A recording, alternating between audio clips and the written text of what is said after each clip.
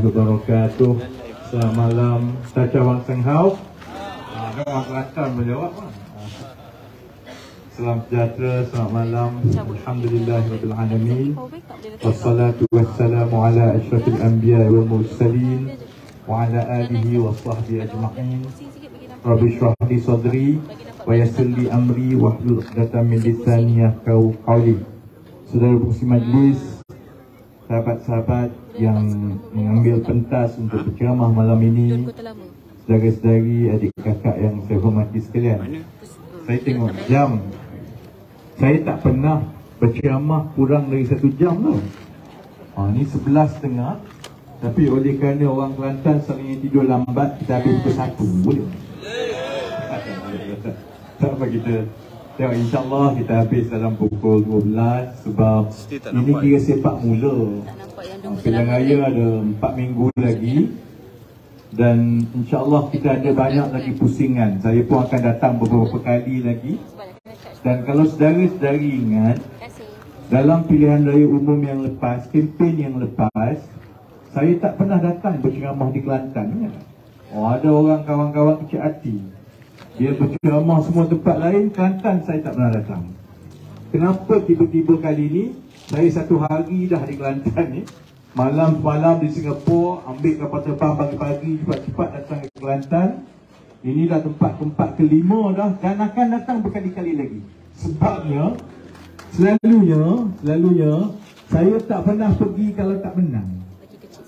Dulu tu kali terakhir pilihan raya umum yang lepas, saya tak datang ceramah. Sebab memang kawan-kawan semua tahu, saya beritahu saya tak nampaklah gaya boleh menang di Kelantan ni. Kali ini dia berbeza, saudara-saudara. Kalau tengok kepada mood, bila kita kata mood ini, dia bukan macam main tengok-tengok macam tu sajalah. Kita perlukan data. Maksudnya tiap-tiap bulan, tiap-tiap minggu, kita ada sistem yang kita telefon orang, kita tanya pandangan dia, dan sistem ini mengikut statistik supaya sebaik dan secara saintifik yang mungkin dia boleh menggambarkan sentimen, perasaan, pandangan pengundi semasa itu. Kali ini saya dan rakan-rakan memang saya paksa supaya ceramah dan kempen ini diperhebatkan. Pukul 1 tengah hari pun ada, pukul 3 petang pun ada, pukul 5 pun ada. Sebabnya ada tanda-tanda daripada bacaan kita bahawa rakyat negeri Kelantan ini sebenarnya terbuka untuk buat perubahan. Kita tak pernah tengok yang itu sebelum ini dalam pilihan raya yang lepas. Dan saya sebut begitu kerana bila kita tengok tiap-tiap bulan tahap rasa puas hati pengundi kepada kerajaan-kerajaan negeri yang nak bertanding pilihan raya ini, Kelantan adalah satu-satunya negeri yang lebih ramai orang tak puas hati daripada berpuas hati. Dan itu adalah kali pertama di Kelantan sejak saya mula buat kaji selidik daripada tahun 2016 yang pengundi di Kelantan mengatakan sampai 57% kata dia tak puas hati dengan keadaan negeri. Hanya 43% yang kata dia berpuas hati. Bandingkan dengan negeri-negeri lain, baik yang di bawah Pakatan Harapan ataupun di bawah Perikatan Nasional, Kelantan adalah satu-satunya negeri yang mana lebih ramai orang tak puas hati daripada puas hati. Saudara-saudari yang ada duduk kat sini ni, saya tak payah ceritalah. Saudara-saudari duduk kat sini, saudara-saudari tahu sebab. Sebabnya ialah selepas 33 tahun, saya rasa kita boleh nampaklah sebenarnya kalau dulu kita husnuzan, kita kita ada sangka baik, kita bagi peluang. Kemudian zaman Tok Guru dulu, pandangan pengundi kepada pentadbiran lain. Sekarang ni kita tengok peluang dah bagi, pimpinan dah bertukar. Semua parti-parti rakan ini dia dah bertukar daripada dengan PKR pun dia pernah, dengan UMNO pun dia pernah, sekarang dengan Bersatu pula. Tukarlah macam mana, tukarlah juga rakan yang macam mana pun, keadaan di Kelantan tak juga berubah. Jadi, kalau kita ikut logik kita lah, kita tahu bahawa masalahnya itu ialah masalah pimpinan dan pentadbiran yang ada dengan kerajaan Kelantan sekarang. Dia bukan soal orang lain, dia bukan soal tekanan kerajaan persekutuan, dia bukan soal Kelantan dia nak tirikan, tapi kita tahu bahawa selepas 33 tahun sepatutnya kita dah boleh buat penilaian bahawa pentadbiran dan pimpinan-pimpinan yang ditampilkan oleh PAS di Kelantan ini tidak berkemampuan untuk menyelesaikan masalah-masalah rakyat, apatah lagi mempunyai visi atau rancangan untuk bawa negeri Kelantan ini untuk capai potensi ekonomi yang lebih baik. Sebab kalau ekonomi itu tak baik, rakyat Kelantan akan terus kekal sebagai rakyat paling miskin di negara ini. Sedangkan kita tahu, yang Cina pun tahu, yang Melayu pun tahu bahawa orang Kelantan ni antara orang paling cerdik sekali di Malaysia. Saya sebut sebab darah saya 3 suku Kelantan. Kalau tak, saya tak ada. Jadi orang Kelantan kan. 3 suku darah Kelantan, suku darah Terengganu. Oh gitu. Oh gitu baru tahu. Saya lahir dekat Besut dulu. Jadi ialah Besut tu sebelah mak saya, susu galuh dia nenek saya itu tak asal Bacok. Ayah saya orang Besut, susu galuh dia tu orang Kubang Kerian. Jadi memang saya masih lagi ada pak sepupu, 2 sepupu banyak di Kubang Kerian. Waris di Kelantan banyak lagi lah. Cuma sebab saya lepas 12 tahun saya dah belajar tempat lain, kemudian saya duduk UK, kemudian saya balik di Selangor terus. Jadi orang selalu ingat saya orang Selangor dan orang KL. Darah saya darah Pantai Timur. Jadi kita tahu bahawa sebenarnya ada potensi yang besar dengan orang Kelantan ini. Sebab satunya, secara akademik memanglah orang Kelantan selalunya paling tinggi sekali kalau nak banding-banding. Orang Kelantan juga dikenali sebagai antara orang yang paling pandai berniaga. Wanita Kelantan kalau dia berdagang di luar, orang Kelantan ini berdagang di mana-mana. Cuma macam mana dengan potensi dan bakat yang ada di orang Kelantan ini, bila mari ke Kelantan kita dapat Starbucks kan? Jadi sampaikan satu Malaysia dia dah jadi lawak pasal orang Kelantan ini. Di Kelantan nak dapat air kopi percuma, pergi ke Kelantan. Sebelum ini, saya sebenarnya tak ambil pot. Sebab saya kalau saudara-saudari tengok, saya tak pernah komen tentang Kelantan sebelum ni. Orang main cerita air Kelantan pun saya tak pernah komen. Cerita pasal miskin Kelantan pun saya tak pernah komen. Saya tumpu benda-benda yang saya tahu. Sebab memang saya tak tahu sebelum ini. Jadi saya ingat, betul lah kot, mungkinlah betul kerajaan Kelantan ini sebab dia di bawah PAS, maka dia nak dirikan. Sama ni sebab tu saya tak pernah ambil buat isu ataupun timbulkan sehinggalah bila saya jadi menteri. Sebabnya ialah kerana tanggungjawab saya sebagai Menteri Ekonomi, sebahagiannya selain dia merancang ekonomi jangka panjang semua ni, tanggungjawab saya tiap-tiap tahun ialah meluluskan projek-projek dan peruntukan-peruntukan yang kerajaan persekutuan kena biaya ni. Jadi bila mari kat Kelantan, benda yang paling timbul sekali adalah soal infrastruktur, soal jalan, soal bangunan, dan yang paling penting soal apa? Soal air. Sebab kita dapat gambaran memang kerajaan Kelantan ini tidak mendapat bantuan dan sokongan daripada kerajaan persekutuan selama bertahun-tahun, sehingga kan kemudahan air di Kelantan ini yang saya tahulah, saya tak payah sebut lah. Itu kita semua tahulah. Ya. Bila Datuk Seri Anwar jadi Perdana Menteri, saya nak komen pasal Datuk Seri Anwar banyak benda tu, saudari-saudari dah tahu semua. Satu benda yang selalu saya ulang kalau orang tanya saya secara peribadi, apa pandangan saya mengenai Datuk Seri Anwar. Dia bahagian lain tu kita nak komen kritik itu, bagi saya itu hak masing-masing. Ada satu benda yang tak boleh dipersoalkan tentang Datuk Seri Anwar. Kecintaan dia kepada orang miskin. Yang itu tak boleh dipersoalkan. Sebab dia tak berlakon. Memang itu hidup dia. Kalau ikut dia ambil duit ni bagi ke orang miskin. Kita je cakap jangan macam tu Sri, bagi duit cuma ke orang miskin ini. Tak tentu lepas tu dia jadi lebih baik. Kalau ikut dia, tanggungjawab pemimpin dan kerajaan ni kena bantu yang paling miskin sekali. Sebab itu di Kelantan ni dia jadi dekat dengan hati dia. Dengan kami-kami kena sengit sekali ni lah. Sebab negeri yang paling ramai orang miskin, Kelantan. Tambah lagi daripada itu, dahlah Kelantan negeri paling ramai orang miskin. Kemudahan asas seperti air, Kelantan juga yang paling teruk. Dia jadi masalah berganda. Jadi masalah berganda itu, oleh kerana Datuk Seri Anwar dia memang rasa dekat dengan orang miskin, dia tiba-tiba jadi masalah saya.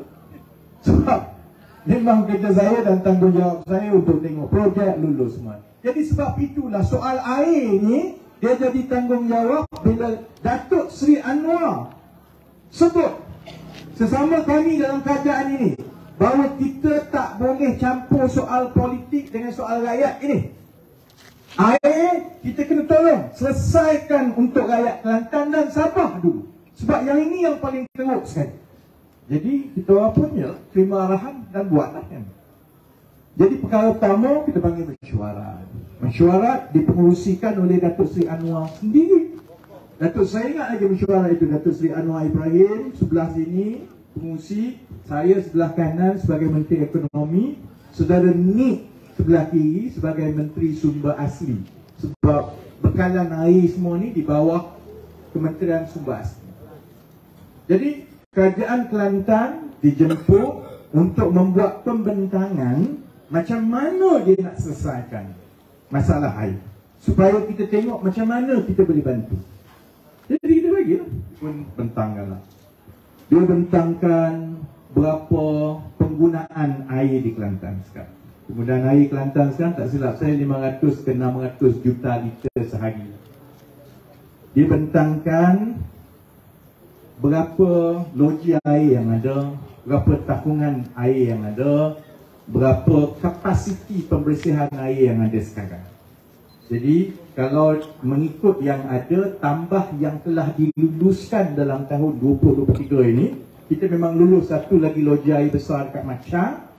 Sebenarnya ini kalau tak buat apa pun, yang sudah ada dan sedang dalam pembinaan sebab telah diluluskan, dia lebih kurang 500 juta liter sehari lebih lah. Jadi ada jurang, memang betul ada jurang, ada lebih kurang 100 juta liter sehari yang masih perlukan bekalan tambahan, masih perlukan loji rawatan yang tambahan.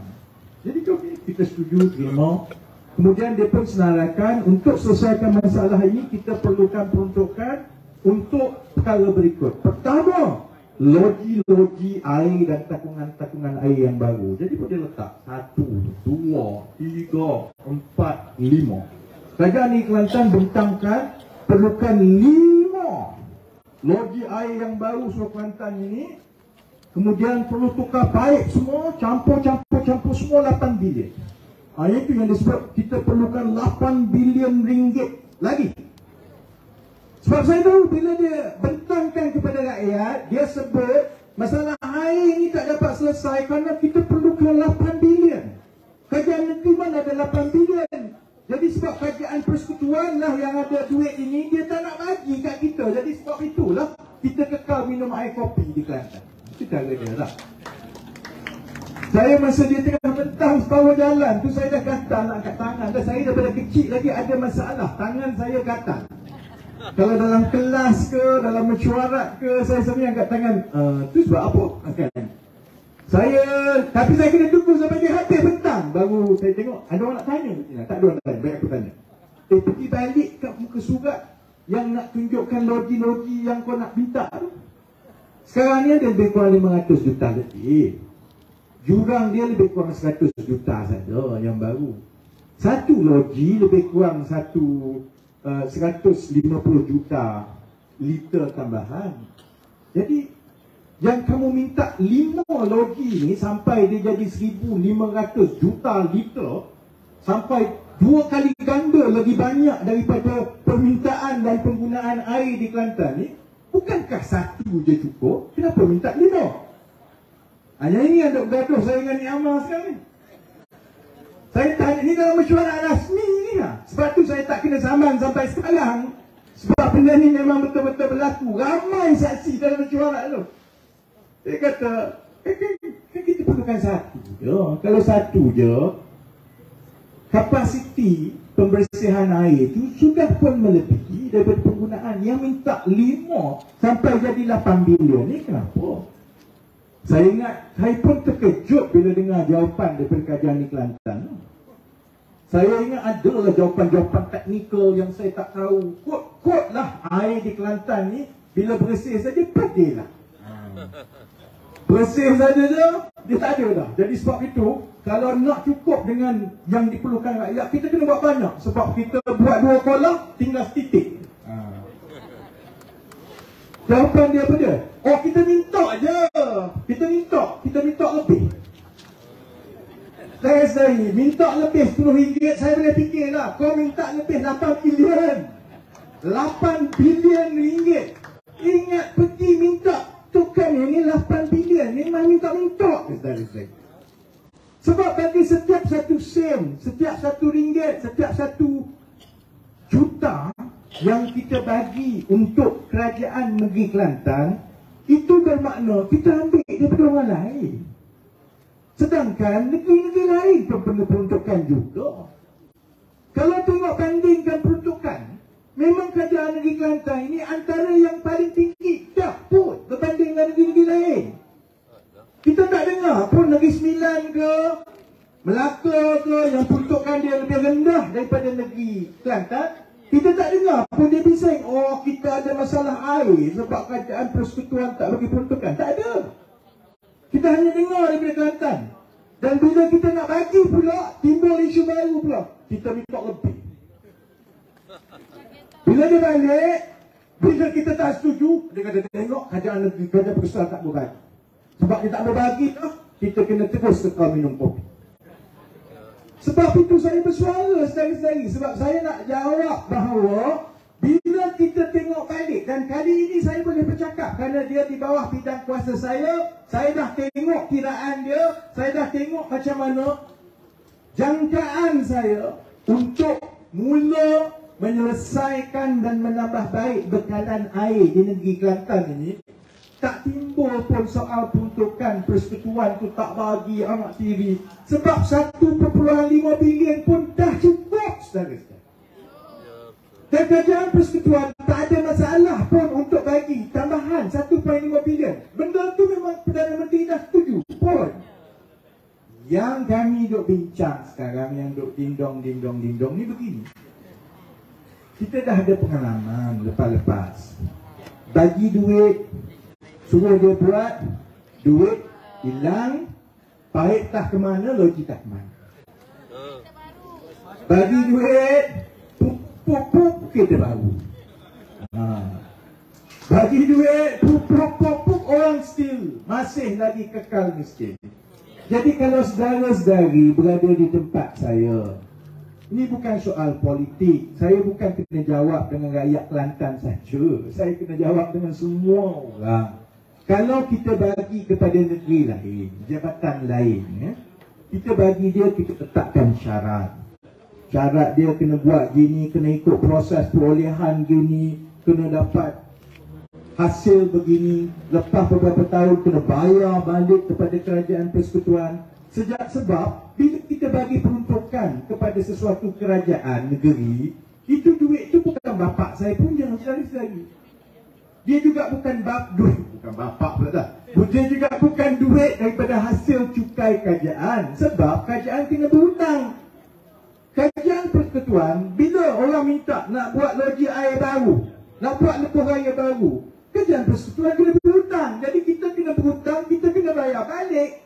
Sebab itu kalau kita bagi, kita kena betul-betul yakin bahawa yang dapat duit itu akan uruskan dengan baik, tata kelola baik, rekod baik, supaya bila sampai masanya untuk kerajaan persekutuan bayar balik, dia bayar baliklah kat kita. Saya bagi tahu macam mana. Ada mesyuarat kedua, tak timbul lah. Yang 8 bilion ni tak timbul. Tinggal 1.5 bilion pula dari ni. Tak ada dah, lepas saya tanya, kita minta je. Tak ada tinduk dah, kita minta je dia. Yang sekarang ni kan runding kita 1.5 bilion lebih ni dia. Sekarang ini cerita dia ialah dalam bentuk apa bila kerajaan persekutuan bagi, macam mana kita nak pastikan amanah itu oleh Kerajaan Negeri Kelantan, amanah itu ditakbir dengan baik. Sebab bila dia datang balik nak selesai ni, dia minta loji tu satu hal, tak apa untuk rakyat. Minta tukar baik, tak apa untuk rakyat. Dalam tu ada selit satu. Sila minta juga untuk hapuskan hutang yang lepas. Letak kau. Oh, sebentar ni.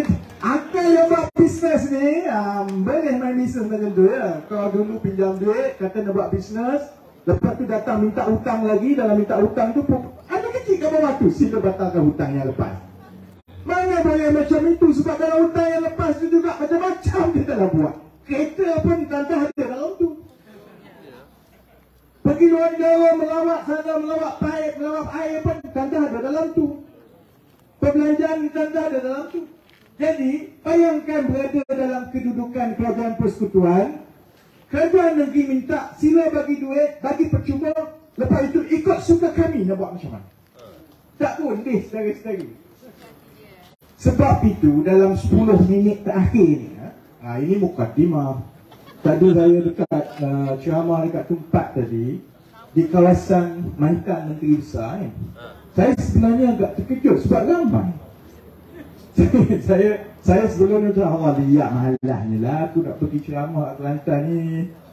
Kan ceramah selalunya, ini tak apalah kat Kota Lama ni, dia buat dalam bandar lampu tegang kan tak?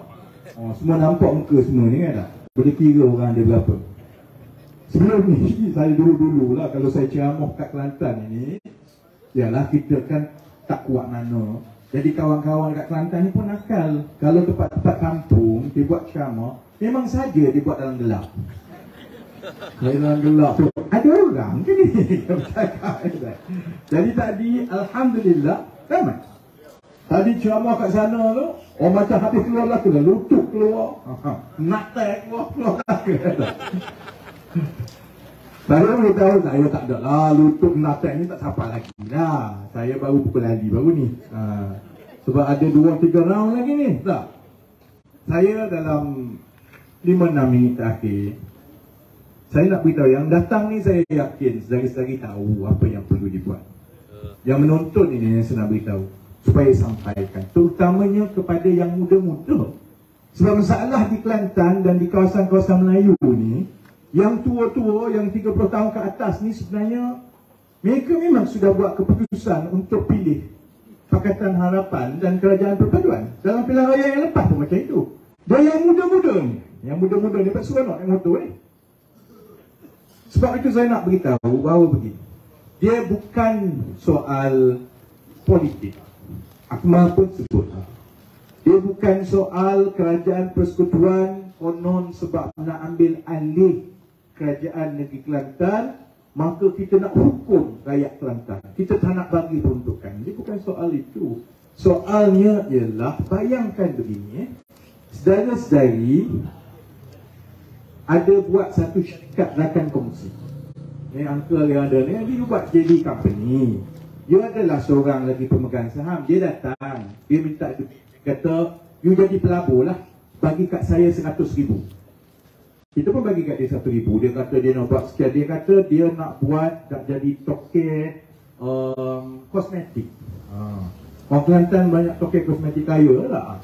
Adalah seorang kata dia datang, dia nak buat jadi toke kosmetik. Kita pun bagilah 100,000 kat dia. Dia kata 2 tahun lagi saya dah kaya sekian-sekian, saya akan bayar balik. Lepas 2 tahun, kosmetik tak ke mana, duit tak ke mana. Dia datang balik. Dia kata yang itu, yang lepas tu maafkan lah, tak apa. Waktu kira benda lepas-lepas tu lepas lah.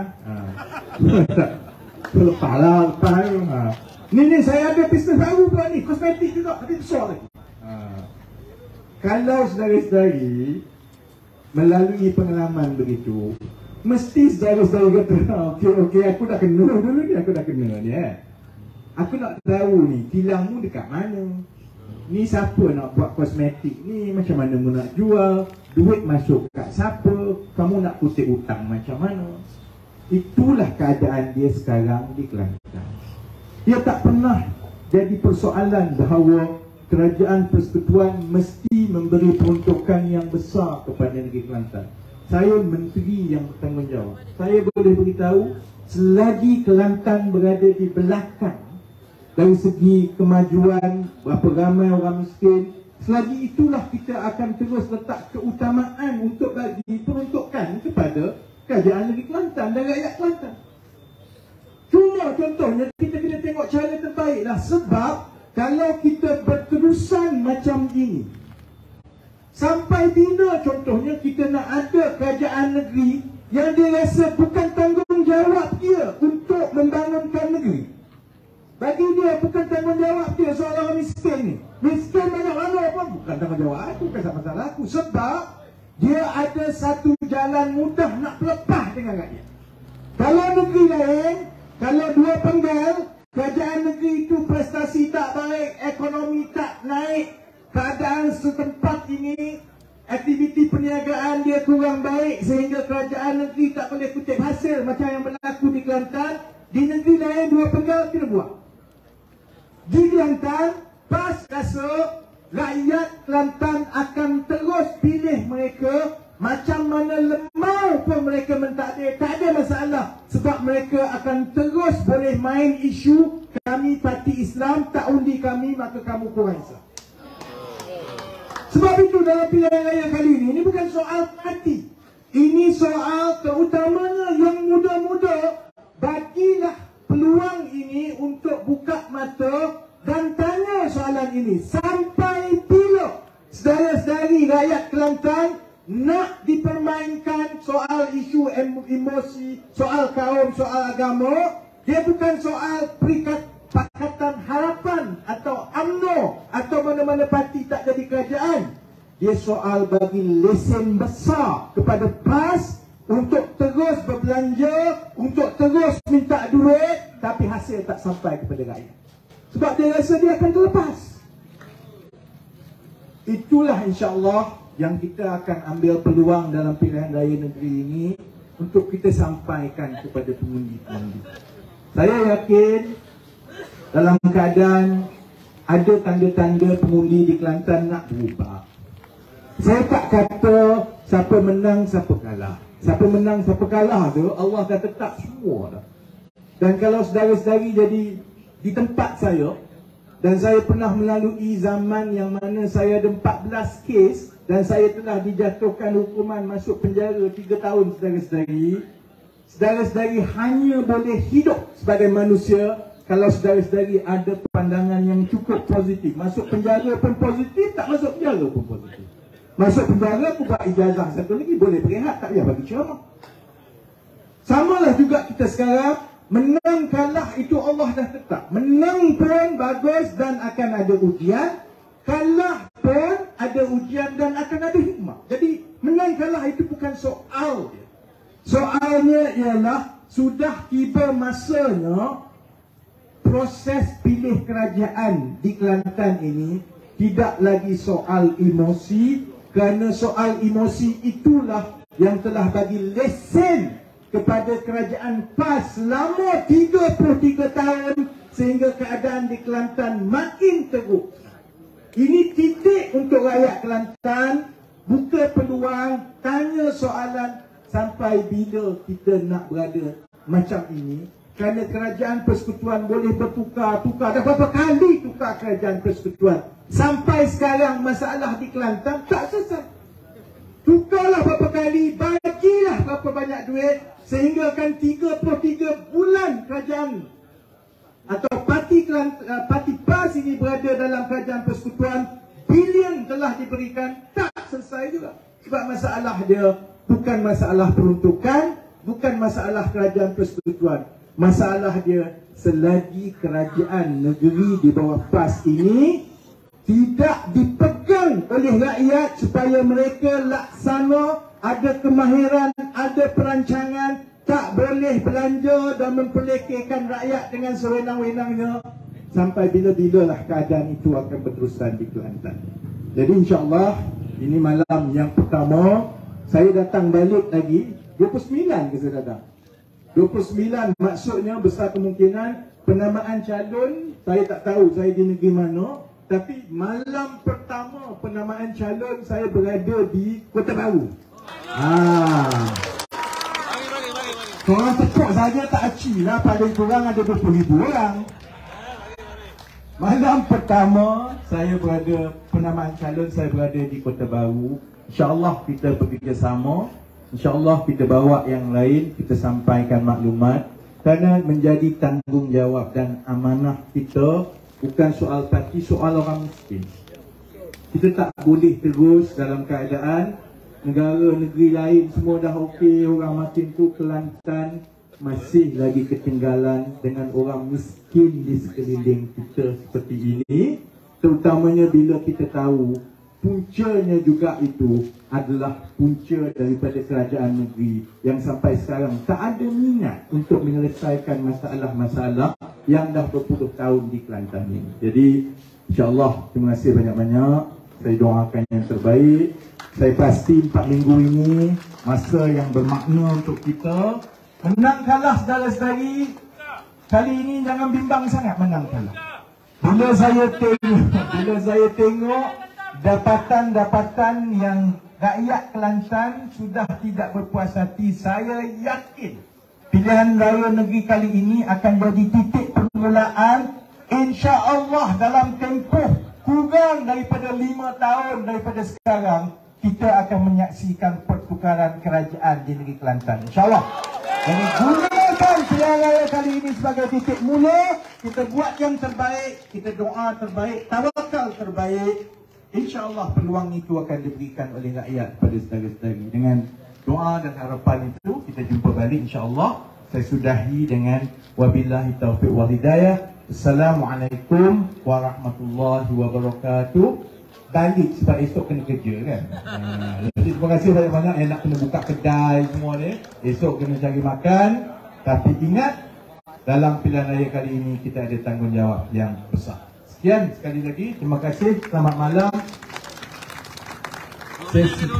Sesi Nandri Vanakkam. Terima kasih. 2 minit ni tak apa. Ini 1 minit dah. Saya simpan untuk 29 kita ceramah sampai 2 pagi. Terima kasih.